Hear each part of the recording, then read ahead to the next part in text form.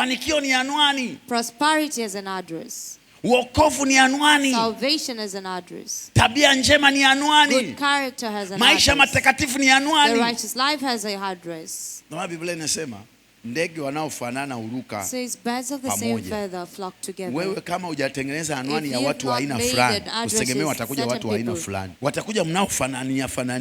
Ukitaka wale uwaache, lazima uamue kwamba hawa wanaanza kutengeneza anwani ya watu wa aina fulani. Kama ile eneo unaloishi, mtaa unaoishi, hautaki ile anwani, automatically huwezi hata uboreshe nini nyumba yako au ufanye kitu gani, utafanana na wale watu.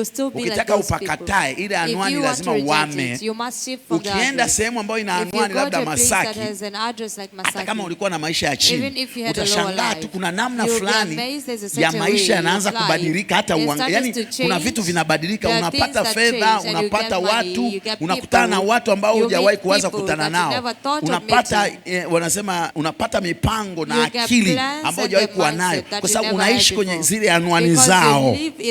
Ukitoka nje unaambia hapa ni katibu mkuu, ukitoka hapa unasema huyu ni balozi wa fulani, huyu ukitoka hapa unaambia hii ni nyumba ya nani. Yani unajikuta sasa mko mtaani pale, kuna hata mwenyekiti wa mtaa wa eneo lile hawezi kuwa kama mwenyekiti wa mtaa huko tunatoka sie. It can be like the one that you come from.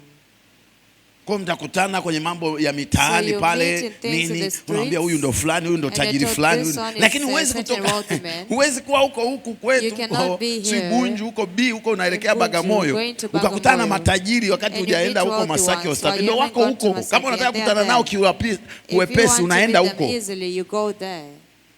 Na usifikiri watu wote leo wanaenda kufuturu futari kwenye futari hizi, usifikiri wote ni Waislamu. Wengine watafuta anwani ya kukutana na matajiri kwenye futari.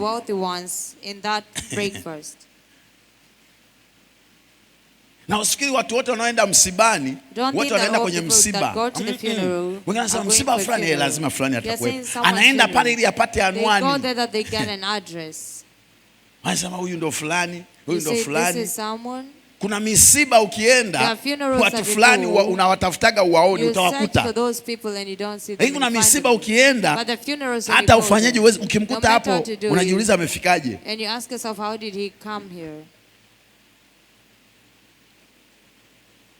Mafanikio ni anwani, na kufeli maisha pia ni anwani.